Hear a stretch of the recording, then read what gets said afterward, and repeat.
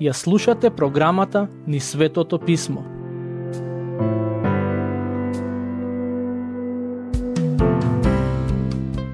Нашето проучување на книгата Псалми стигна до Псалм број 89, кој е всушност последен од оној дел од книгата кој ја рефлектира пораката на книгата Левитска. Како што нагласив на почетокот, книгата Псалми може да се подели врз основа на петокнижието или првите 5 Мојсееви книги. Првите 40 на Псалми ја рефлектираат пораката на книгата Битие или Создавање. Следните 30 на книгата Излез, сега го завршуваме делот кој ја рефлектира пораката на книгата Левитска и потоа ќе продолжиме со оние псалми кои по содржина се слични на книгата Броеви. Овој псалм е напишан од страна на Итан Езрахиецот. Овој е еден од оние маскил псалми, односно псалми преку кои Бог ни дава духовна насока. Патем, кога станува збор за Итан Езрахиецот, за него не ни се дадени многу информации во писмото. Најверојатно станува збор за пејач во хорот кој служеше во храмот и човек со потекло од Левиевото племе. Знаете, интересно е тоа што немаме повеќе информации за него. Може би и тоа е добро, бидејќи така, нашето внимание нема да е насочено кон авторот на псалмот, туку оној за кого е напишан, а тоа е Господ. Всушност, главната тема на овој псалм е Божјата верност, која е спомната 10 пати. Ако нешто се повторува толку многу пати, сигурно е важно. Зборот Завет се спомнува 4 пати, а во овој псалм зборовите се заколнав се повторуваат 3 пати. Патем, расположението во овој псалм е сосема поинакво од тоа во претходниот. Во претходниот псалм читавме за несреќата и очајот на псалмистот, а сега читаме за Божјата верност, милост, вистина и така натаму. Основата на овој псалм е всушност заветот кој Бог го направи со Давид, а за тоа читаме во 2 Самуилова глава 7. Тоа е важен завет, кој не само што се спомнува во овој псалм, туку и самите пророци често се навраќаа на него. Ке почнеме со читање на псалмот, стих 1. Милоста Твоја, Господи, вечно ќе ја воспевам, од род во род ќе ја разгласувам со устата своја Твојата вистина. Бог е добар кон тебе, а е добар и кон мене, и таа добрина ни ја покажува поради својата милост. И затоа, најсоодветната реакција која можеме да ја имаме кон неговата милост е да ја воспеваме и додека сме живи да ја разгласуваме Божјата вистина. Тоа е една од моите животни цели, да зборувам за Господовата вистина и верност. Тој низ годините беше верен кон мене и никогаш не ме остави, а верувам дека истото може да го кажете и вие. Нашата првична реакција кон верноста треба да е благодарност, но исто така и желба да зборуваме за таа Божја верност, за другите да бидат свесни за неа. Забележете што се вели во стих 24. Ова се однесува на Давид и неговото потомство. И мојата верност и мојата милост се со него, и преку моето име ќе се возвишува неговиот рок. Ова не се зборови на псалмистот, туку Божи. Псалмистот всушност го цитира Бог, односно неговиот завет кој го склопи со Давид. Стих 2. Зашто рече, милоста е за вечност установена, а на небото ти ја утврди твојата верност. Поради Господовата верност, израелците знаеја дека тој ќе го почитува заветот кој го склопи со Давид. Ние денес можеме да знаеме дека секој кој верува во Христос, во неговата смрт и воскресение, навистина ќе го добие спасението. Во тоа можеме да бидеме сигурни поради Господовата верност. Се сеќавам на еден пример кој многу добро ја доловува важноста на Господовата верност. Мајка и син живееле во Шкотска и на синот му дошло време да оди на факултет. Кога синот отишол на факултет, под влијание на неговите професори и колеги ја напуштил христијанската вера и станал скептик. Секое утро, за време на појадокот, мајка му зборувала за тоа колку е прекрасен Бог, бидејќи ја спасил и може да е сигурна во тоа спасение. Еден ден, синот веќе не можел да издржи и рекол: "Твојата душа не вреди ништо. Таа е премногу мала во споредба со Вселената. Бог може да те заборави и никогаш да не помисли на тебе." Синот продолжувал да зборува слични нешта, а мајката молчала. Но, по некое време, кога ги раскренала садовите, му рекла: "Сине, размислував за тоа што го кажа и во право си. Мојата душа може би изгледа беззначајна во споредба со се останато што постои, но ако ја изгубам душата, Бог е во поголема загуба од мене." Синот рекол: "Што сакаш да кажеш?" Мајката одговорила: "Ако Бог ме заборави и не ме спаси, тој ќе ја изгуби својата репутација и интегритетот на својот збор. Тој рече дека ќе ме спаси. Ако не го стори тоа, многу ќе изгуби." Бог многу ќе изгубеше и ако не го исполнеше заветот кој го склопи со Давид. Но, се што тој кажува е вистина и затоа можеме да бидеме целосно сигурни дека ќе ги исполни сите ветувања кои ни ги дал. Стихови 2 и 3. Зашто рече: "Милоста е за вечност установена, а на небото ти ја утврди твојата верност. Јас поставив завет со моите избраници, му се заколнав на мојот слуга Давид, за вечност ќе го одржувам твоето потомство, од род во род и ќе го утврдувам твојот престол." Господовата верност е повторно тема на стиховите кои ги прочитавме. Не само тоа, туку и заветот на Господ со неговиот народ. Се чини како овие два зборови, верноста и заветот, речиси постојано да се јавуваат заедно во овој псалм. Стих 20. "Го најдов мојот слуга Давид, со своето свето масло го помазав." Бог го избра Давид и му даде големи ветувања, а кога Бог ветува нешто, сигурно ќе го исполни. Повторно ќе го прочитам стих 24.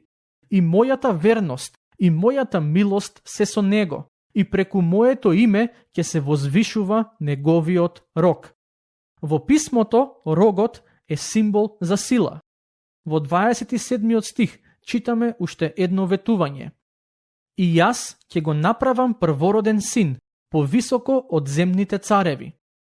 Кој беше Божиот завет со Давид? Бог му вети покрај другото, дека неговите потомци вечно ќе владеат. Тој аспект од заветот во суштина се однесува на Господ Исус Христос. За него се однесуваат зборовите: "Јас ќе го направам првороден син." Во Новиот Завет ни се вели дека Господ Исус Христос исто така е наречен и Божји син. Токму Божјиот син дојде на оваа земја за да умре на крстот како замена за нас грешниците. Преку воскресението тој стана првороден од мртвите и таткото го возвиши над сите земни цареви. Затоа велиме дека Господ Исус е господар над господарите и цар над царевите. Стих 28. "За секогаш ќе му ја зачува мојата милост и мојот завет со него ќе биде верен." Замислете Божите деца да го заборават Бог. Што ќе направи тој? Стихови 30 до 33. "Ако синовите негови го остават мојот закон и не одат по моите заповеди, ако ги нарушат моите наредби и не ги запазуваат моите наредби, тогаш ќе го казнувам со жезолот нивното престапништво и со рани нивното беззаконие, но милоста своја нема да ја одстранам од него и верноста своја нема да ја изневерам." Драги пријатели, и кога ние сме неверни, сепак Бог останува верен. Зарем не е ова прекрасно ветување? Стихови 34 до 36. "Нема да го повредам мојот завет и нема да го изменам она што излегло од устата моја. Еднаш се заколнав во светоста своја, нема да го лажам Давид. Неговото потомство вечно ќе пребива, неговиот престол ќе биде како сонце пред мене." Бог го исполни ветувањето кое му го даде на Давид. Давидовото потомство навистина вечно ќе владее, бидејќи Исус Христос е по тело син Давидов. Стих 37. За секогаш ќе стои како месечината, верен сведок на небото. Бог вели дека и месечината е сведок на тој завет, односно дека Давидовиот син вечно ќе владее, но и ќе владее над целата вселена. Бог го исполни ветувањето. Стих 49. Каде се твоите поранешни милости, Господи, за кои му се заколна на Давид во твојата вистина? Се чини како израелскиот народ да се најде во неволја, и затоа дел од нив се прашуваа што се случи со заветот помеѓу Бог и Давид. Но Бог е верен и не го заборавил својот завет. Тоа го покажа преку доаѓањето на неговиот син Исус Христос на оваа земја.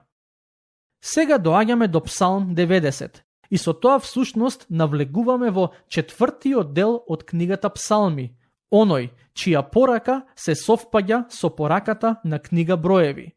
Овој дел од псалмите започнува со Мојсеевата песна. Тоа е единствената негова песна во книгата Псалми. Станува збор за навистина интересен псалм, од кој можеме многу да научиме. Мартин Лутер рекол дека во овој псалм Мојсей поучува со иста вештина како што поучуваше при давањето на законот. Всушност, во овој псалм Мојсей зборува за смртта, гревот и осудата. Мартин Лутер рекол и дека оваа песна е добар отрезнувачки повик за оние кои безгрижно живеат во своите гревови. Се надевам дека зборовите кои ќе ги читаме и обработуваме ќе имаат таков ефект врз сите нас. Стихови 1 и 2. Господи, Ти си ни прибежиште од род во род. Дури уште пред да се појават горите и пред создавањето на земјата и на вселената, од секогаш и за секогаш, Ти си Бог. Фразата од секогаш и за секогаш е навистина интересна ако се погледне во оригиналниот еврејски превод. Буквалното значење на тие зборови на еврејски е од почетокот па се до крајот Ти си Бог. Односно, тоа значи уште од вечноста, гледајќи наназад, па се до вечноста, гледајќи нанапред, Бог бил и ќе остане Бог. Ние луѓето сме само Божји созданија, кои сепак се создадени според неговиот лик.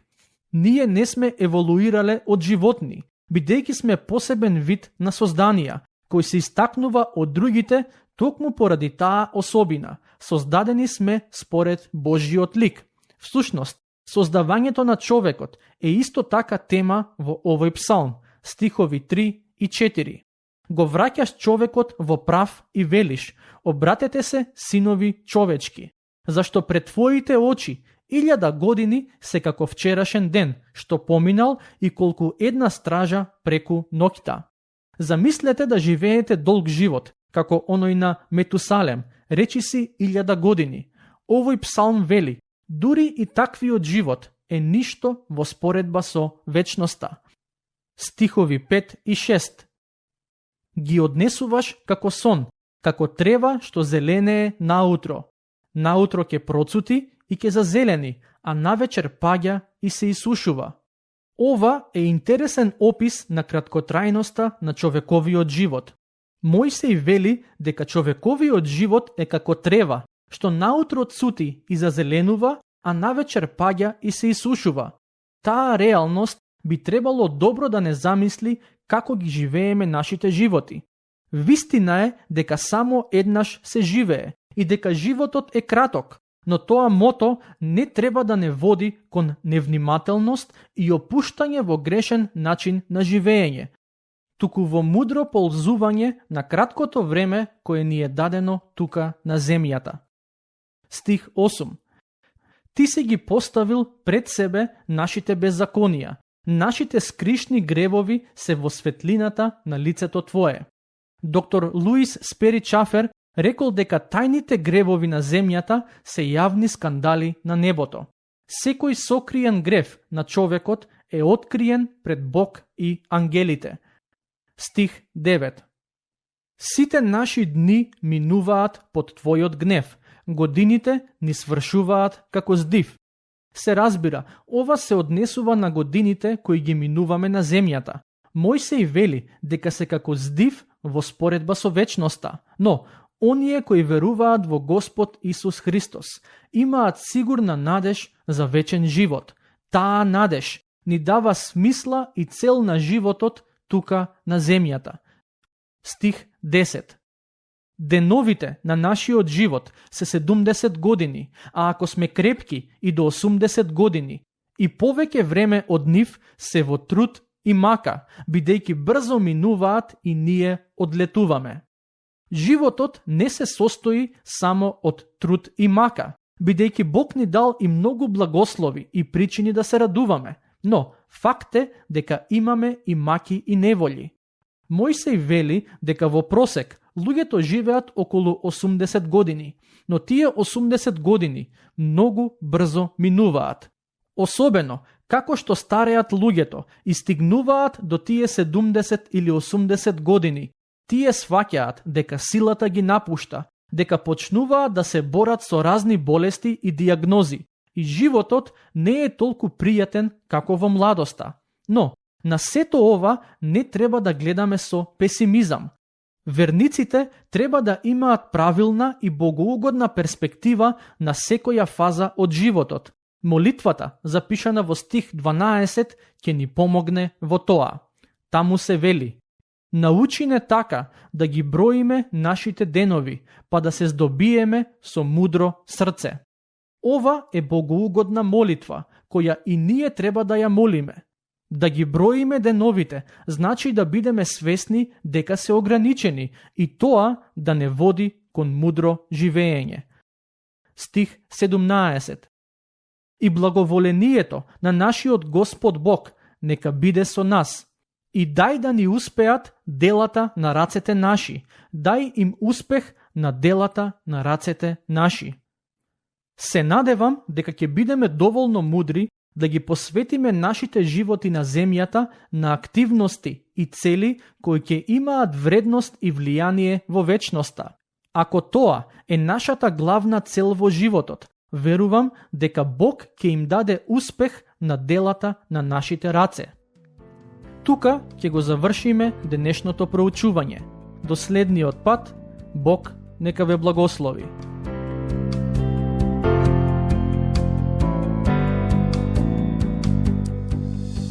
Слушнавте епизода од програмата Низ Светото Писмо. Можете да не слушате и преку мобилна апликација на нашиот YouTube канал и на подкаст платформите како што се Apple и Spotify. Ако ви се допаѓаат нашите епизоди, споделете ги и препорачајте ги на вашите пријатели. Бидете слободни да ни оставите свој коментар или да ни пишете на нашата имейл адреса nizsvetotopисmo@gmail.com. Следете ги нашите страни Низ Светото Писмо на Facebook и Instagram. Епизодите од оваа серија можете да ги најдете и на нашата веб страна ttb.twr.org.